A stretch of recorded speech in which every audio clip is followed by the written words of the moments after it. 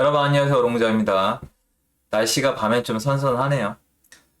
제가 기사 하나를 보고 참지 못하고 영상을 만들기로 결정을 했고요. 지금 저희 주변에서 부동산 관련돼서 일어나고 있는 상황들이 약간 논리적으로 이해가 안 되는 분들께 많은 분들께는 도움을 못 드리더라도 이미 약간 마음의 준비가 되어 있는 분들께는 도움을 드리고 싶어서 영상 준비했습니다. 시청하시기 전에 구독하기, 좋아요, 멤버십 가입까지 부탁드리겠습니다. 예전 있던 일이죠. 지금 보시면 요새 나온 기사 있는 그대로 올렸고요. 여러분께 좀 많이 오해를 하고 있을 텐데, 일단 제가 기사 하나를 읽어드리면, 예전에 여러분이 이 기사를 보고 어떤 생각이 있었는지, 지금은 어떤 생각을 하고 있는지, 그리고 이거에 대해서 한 번이라도 좀 깊이 생각하고 결과를 비교해 봤는지, 좀 질문을 던지고 싶어요. 임대사업자 제도 박근혜 정부 때 양산된 다주택자 보호했다. 자, 포인트는 뭐예요? 다주택자를 보호했다, 잘못했다, 나쁘다는 뜻이에요. 딱 읽어보시면 그렇게 써놨습니다. 박근혜 정부 때 다주택자를 보호했다는 거죠. 2014년도요. 주요 3법이죠. 부동산 규제를 풀고 한 5가지 규제를 풀어주면서 다주택자 양성을 했습니다. 덕분에 다주택자가 실제로 늘어났어요. 다주택자 종합선물 세트 안긴 2014년 9일 대책, 2015년 3주택자 28.4% 급등, 서울도 21.4% 급등이죠. 그죠?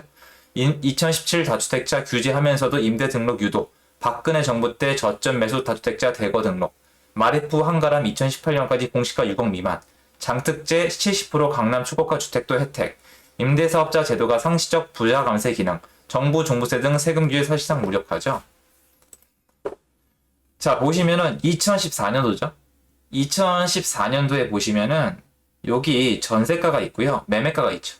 보시면 매매가가 빌빌빌 기죠. 매매가 빌빌빌 기잖아요.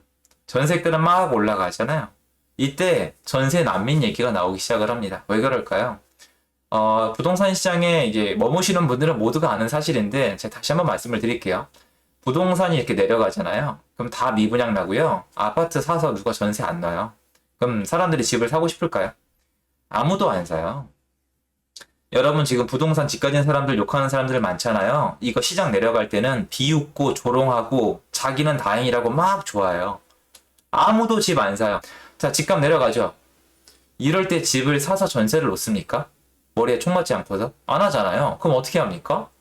다 전세 들어가 살죠. 돈을 아끼기 위해서 돈을 지켜야 될 거 아닙니까? 인간의 본능이에요. 손실 기피 심리 아시죠? 얻는 기쁨의 5배 이상이에요, 손실이. 그럼 어떻게 돼요? 다 너도 나도 전세를 찾잖아요. 문제는 전세는 서민들의 문제로 바뀌어요. 주거 안정이 안 돼요. 그래서 사회적으로 문제가 엄청났었어요. 그래서 어떻게 합니까? 여러분, 전세를 누가 제공합니까? 제가 정말 여러 번 말씀드렸잖아요. 투기꾼들이 집을 사서 내가 안 살고 전세를 놔야 전세가 나올 거 아니에요. 그럼 어떻게 하면 돼요? 다주택자 양성을 해야 전세가 안정이 될 거 아니에요. 초등학생도 할 수 있는 산수공법이에요. 그럼 2014년도부터 다주택자 양성했죠. 2년 지났죠. 2016년도에 어떻게 됐어요? 전세 잡혔잖아요. 여러분 2016, 17, 18, 19년도에 전세 난민이란 단어 찾아보세요. 신문기사에. 잘 나오나. 여러분 2016, 17, 18, 19년 4년 동안 전세 때문에 고민한 분 계세요? 전세를 놓기 위해서 고민한 분들이 계시죠. 수리해주고 질질 끌려다니고 본인이 잘못 선택한 거니까 책임졌을 거 아니에요. 집주인이니까. 그런데 전세 난민이란 단어 들어보셨어요? 2016, 17, 18, 19죠. 자, 그리고 다시 한번 정리해드리겠지만 2017년, 18년, 특히 2018년도 이후로 다주택자는 쉽게 늘지 못해요. 지방 다주택자가 늘었을 뿐이지 서울 다주택자는 늘지 않았어요. 세보세요. 서울 다주택자는 증가하지 못하고 있습니다. 근데 이거 서울이거든요. 지금 보세요. 전세가는 이때랑 비교도 안 되게 폭등하고 있고요. 매매가는 정말 기록을 세울 판입니다. 그죠? 아니 그러면 기사님 기사 하나 더 쓰세요. 다주택자를 지금 누가 보호했는지. 지금 집 가진 사람들은 파티를 벌이고 있는 거 아닙니까? 누가 다주택자를 보호했다는 겁니까? 전 어느 정권 좋다는 얘기하는 거 아닙니다. 기사를 새로 쓰세요. 다주택자를 보호한 게 아니에요. 전세입자를 보호한 거지. 여러분 다주택자를 보호했다고요? 2014년도 이후로 주택가격이 이렇게 횡보를 했었는데 여기서부터 파티가 난 거죠. 2017년도 이후가 파티예요. 다주택자의 목적은 시세 차익입니다. 투기꾼들이라고요. 이분들이 원하는 건 뭡니까? 시세 차익이죠. 그러면 2017년도부터 이 사람들의 권익을 보호해 준 거지 어떻게 2013, 14에 있었던 법이 이 사람들의 권익을 보호해 줬습니까? 이때부터 최소한 2, 3년을 버텨서야 과실을 가져갔는데 뿐만 아니라 전세입자들의 어려움을 해소가 됐었죠. 잘한 거예요. 문제를 해결했잖아요. 지금 지난 4년 동안의 주택 문제를 단 하나라도 해결한 사람이 있어요, 지금? 뭐야, 이게? 이명박 박근혜 호텔 늘리기 전략 7년 호텔방 남아돈다. 자, 여러분. 이명박 박근혜 정부 때 호텔, 그러니까 관광 활성화를 위해서 호텔을 잘 짓게 해줬고, 이때부터 분양형 호텔이 난리가 났었고요. 지금의 분양형 호텔 사기 시점까지 온 거예요. 문제 많아요. 문제 많은 거 알아요. 이거 잘못됐다고 생각해요. 너무 풀어줬어요. 작작했어야 되는데. 잘못했고요. 제가 하고 싶은 얘기는 뭐냐면, 잘했다는 게 아니에요. 잘못했다고요. 잘못했는데, 이게 제가 말씀을 드리잖아요. 호텔 늘리기 전략이면 호텔을 짓는 사람한테 혜택을 줬겠죠. 그죠? 호텔을 짓는 사람한테 혜택을 줬으면 호텔 짓는 사람들의 경쟁률은 올라가야 내려가요. 호텔을 지어서 분양하려던 애들이 10명이었으면 혜택을 주면 몇 명이 될까요? 20명, 30명, 100명이 되겠죠. 그러면 서로 경쟁이 붙죠. 그럼 어떻게 돼요? 나중에 지네끼리 치고 싸우다가 미분양 나는 거예요. 그 변형으로 분양형 호텔도 다 사기가 나는 거고요. 결국엔 이때 처음엔 좋았어요, 분위기. 근데 나중에 갈수록 경쟁이 치열해지면서 저 잔잔바리들이 끼어들면서 돈놀이를 해먹었죠. 진짜 벌 받을 겁니다. 이거 진짜 못된 짓 하는 사람 너무 많습니다. 이거 지금 분양 잘못 받으신 분들 있잖아요. 지옥에 살고 있는 분들 많아요. 이 분양형 호텔을 얘기 드리는 거잖아요. 분양형 호텔에 어쨌건 간에 이때 관광 활성화 목적을 위해서 분양형 호텔 자체는 아닌데 호텔 짓기에 혜택을 주는 바람에 지금까지 온 건 맞습니다. 잘못했다고 생각을 하고요. 중간에 좀 컨트롤이 필요했다고 생각을 해요. 자, 최저임금 9,160원 시대 무인 편의점 속도 낸다. 무인 편의점만 속도가 아니고요. 무인으로 가능한 건 지금 다 들어오고 있습니다. 코로나가 전부 다 가속화시키고 있고요. 뭐 무인 편의점, 무인 아이스크림 가게, 식당에 가면은 무인 약간 띠리리리가 저기 식당을 나르고 있고 지금 어느 동네 가면은 무인 배달 기계가 나오고 있어요. 무인 배달 그걸 개발하고 있고 무인 버스도 개발하고 있고 하여튼 난리가 났는데요. 최저임금을 올렸죠. 최저임금 올리는 거 저 좋아요. 모두가 잘 먹고 잘 살면 좋은데 전체 판을 놓고 보자는 거예요. 최저임금을 올렸죠. 그러면 최저임금을 올렸으면은 아르바이트생들의 경쟁률이 올라가야 내려가요. 알바생이 10명이었어요. 근데 이 사람들 월급을 올려줬어. 그럼 이 사람들이 줄어요, 늘어요? 20명, 30명, 50명, 100명 늘죠. 이 시장만 보면 좋잖아요. 좋으니까. 저 같아도 하겠어요. 가격이 올라가면. 근데 문제가 뭐예요? 이 사람들한테 혜택을 주면 고용주들 있죠. 그러니까 편의점 주인이라던가 식당 주인들은 어떻게 돼요? 그쵸? 경쟁이 줄죠. 하기 싫으니까. 경쟁이 줄잖아요, 얘네가 경쟁이 줄면서 숫자가 줄면 알바생 숫자가 늘어날 수 있어요? 줄죠. 이렇게 되는 거예요. 보세요. 혜택 줬죠. 경쟁 늘었죠. 어떻게 됩니까? 나중에 결국엔 지네끼리 싸우다 무너지잖아요. 이것도 마찬가지예요. 혜택을 줘봤자 받쳐줘야 되는 거예요. 받쳐줘야 되는 거. 이것도 문제가 뭐예요? 그쵸? 호텔을 많이 짓게 해줬으면은 분양을 받건가 거기 수요가 있어야 되는데 남아 돌게 된 겁니다. 그러니까 수요가 못 받쳐준 거죠. 다 마찬가지예요. 이것도 전세 공급이 부족하니까 전세 공급을 늘려준 거예요. 그러니까 여러분 이게 착각이신 거예요. 보세요. 전세가 부족하죠. 전세 난민이 생겼죠. 그럼 어떻게 하면 돼요? 전세 공급을 늘려주면 되잖아요. 근데 우리가 모르는 게 뭐냐면 전세 공급을 늘려주려면 전세 공급자에게 혜택을 줘야 돼요. 전세 공급자가 누구예요? 다주택자죠. 그럼 다주택자한테 혜택을 줘야 전세가 늘어나는 건 초등학생도 알 수 있는 기본적인 산수라는 거예요. 제 말은. 근데 정말 많은 분들이 이거를 절대 이해 못 하더라고요.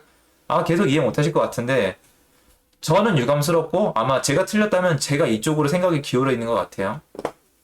다시 한번 말씀드리지만 이렇게 매매랑 전세가 같이 이 정도로 상승할 수 있는 시장은 자주 오는 시장이 아닙니다. 정말 이게 엄청난 사이클인 건지 진짜 보십시오. 아파트가 올라갈 때는 전세가 못 올라가다가 아파트가 내려가니까 전세가 올라가다가 아파트가 다시 올라가니까 전세가 안정화되다가 있죠. 한 번도 이런 적이 없어요. 근데 갑자기 88년도에 진짜 서울이 급속도로 발전할 때 자, 3조로 한국이 최저 호황을 맞이했을 때나 가능한 그래프가 아닐까라는 생각이 듭니다. 물론 그때랑 시장이 완전 달라요. 그리고 제가 오늘 봤던 기사를 보여드릴게요.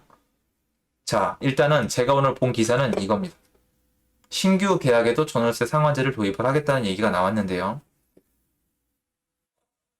와, 정말 이걸 뭐라고 설명을 해야 될까요? 여러분, 임대차법이 지금 시행된 지 1년이 지났거든요. 2020년도 7월부터 시행됐으니까 제가 그거 통과됐을 때 정말 경악을 금치 못했는데 난리 날 거라고 말씀드렸죠. 누구나 알 수 있는 거니까. 제가 똑똑한 게 아니고요. 여기 이 논리예요, 여러분. 이 논리랑 똑같아요. 그냥 똑같은 원리입니다. 임대차법은 누구한테 혜택을 주는 거죠? 임차인에게 혜택을 주는 거죠. 그러면 임차인들의 경쟁률이 올라가야 내려가요? 전세로 살고 싶은 사람이 10명이었어요. 그런데 임대차법이 통과되면 임차인한테 혜택을 주죠. 그럼 전세로 살고 싶은 사람이 늘어요, 줄어요? 늘죠. 그런데 문제가 뭐예요? 편의점이랑 똑같죠. 공급하는 사람이 누굽니까? 다주택자잖아요. 근데 문제는 다주택자를 거의 뭐 사회에 쓰레기 취급을 하고 있잖아요. 그냥 쓰레기들. 그럼 하고 싶어요, 안 하고 싶어요? 하기 싫죠. 그럼 공급 줄어들잖아요. 예전에 다주택자를 늘려서 전세가를 잡은 경력이 있으면 당연히 다주택자를 때려잡고 임차를 강화시켜주면 어떻게 됩니까? 당연히 임차인 분들의 경쟁이 올라가서 전세 가격은 하늘 높이 올라갈 수밖에 없는 거예요. 그리고 이미 하늘 높이 올라가고 있는 중이에요. 자, 그런데 여기서 더 매운맛. 앵그리 너구리. 아주 매운맛으로 가는 겁니다. 여러분, 이거 분명히 이런 분들 있을 거예요. 신규 계약에도 전월세 상한제 도입하면, 그래도 예전에 좀 뭔가 도입이 될 것 같은데? 뭔가 될 것 같은데 라는 생각이 들잖아요. 제가 제 주제 넘게 그거에 대해서 확실히 말씀드릴게요. 절대 그렇게 안 돼요. 네, 진짜 전월세 지금보다 더 폭등할 겁니다.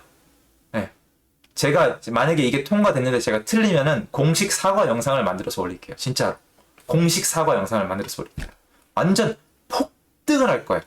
전세를 구할 엄두가 안 날 정도로. 그리고 그 전세가가 매매가를 아래서 그냥 후려칠 겁니다. 올라가! 전세가가 매매가한테. 야, 나 어쩔 수 없어. 야, 미안해. 나 어쩔 수가 없어. 밑에 불이 붙었어. 매매가 올라가! 이렇게 될 겁니다. 아닐 것 같죠? 폭등만저처럼 보이시죠? 그러면 지난 4년 동안의 시장을 설명해 보세요. 댓글에다가. 제가 그렇게 보이시면 4년 동안 뭐가 문제였는지 제 댓글에 설명을 해보시라고. 좀 시장을 똑바로 가게 합시다. 세입자분들은 안중에 없나요? 여러분 이거 심각한 거예요. 이거 매매값이 아니에요. 지금 전세값이에요. 전세값이라고. 전세가가 5억에서 6억 3천이 됐는데 저는 2배가 넘게 뛴 전세단지를 많이 알고 있어요. 이거는 아무것도 아니라고요. 그리고 저기 경기도 외곽이랑 인천 변두리에 좀 뭐 같은 아파트들도 전세가가 오르고 있어요. 여러분 30년, 40년 된 아파트가 전세가가 오르고 있습니다. 상계주공 전세가가 1억 가까이 올랐어요. 여러분 상계주공이 솔직히 지금 30년이 넘은데 가서 살아보십시오. 이게 뭐 제가 비난하는 게 아니라 거기가 방음이 잘 되는지 뭐 시설이 좋은지 한번 가보세요. 상계주공 단지가 살기 좋은지 입지는 좋죠. 그런데 아파트 상품 자체가 좋은지 가보시라고요. 거기 전세가가 올라가는 게 납득이 되시는지 한번 가보시라고요. 정리해서 과거 다주택자를 양산해서 전세가를 잡았던 사람이 있어요. 물론 잘못한 것도 많으니까 욕을 먹었겠죠. 근데 기사를 이렇게 쓰는 건 전 아니라고 봐요. 왜냐면 이 기사의 허점을 말씀드릴게요. 2014년, 2015년 때 이 증가했으니까 2014년, 2015년에 잘못한 뜻이죠. 2014, 2015. 안 오르네? 안 오르잖아. 아니 그럼 이때랑 비교하시든가. 다주택자 때려잡았을 때. 이거 어떡할 건데? 이때 했는데 지금 5년, 6년이 지난 지금 폭등하고 있다고 이거를 끌어들여. 이거를 끌어들여. 친구랑 지나가요, 제가 정말로 친구랑 가는데 갑자기 친구를 빡 쳐요. 야, 이래요. 친구가 뭐야? 야, 왜 그래 그러면? 야, 니 6년 전에 나한테 그 얘기 왜 했냐 짜증나게. 한번 해볼까? 이러면 친구가 뭐라 그래요? 끝이죠. 논리가 안 맞는 거잖아요. 이건 아니라고 봅니다. 갖다 끼워 맞추면 이렇게 갖다 끼워 맞출 수 있는 거 한국에 수백, 수천만 가지 거라고 저는 생각을 합니다. 이거 설명 못 하시겠죠? 못 하실 거 아닙니까? 전세가 폭등하고 있죠. 이때 되게 힘들었어요. 전세 난민 얘기 나왔어요. 전세 난민 얘기. 쳐봤잖아요. 여러분 이거 겨우 이거 잡았냐고요? 여러분 상승이 한번 시작된 걸 잡는 게 얼마나 어려운지 아세요?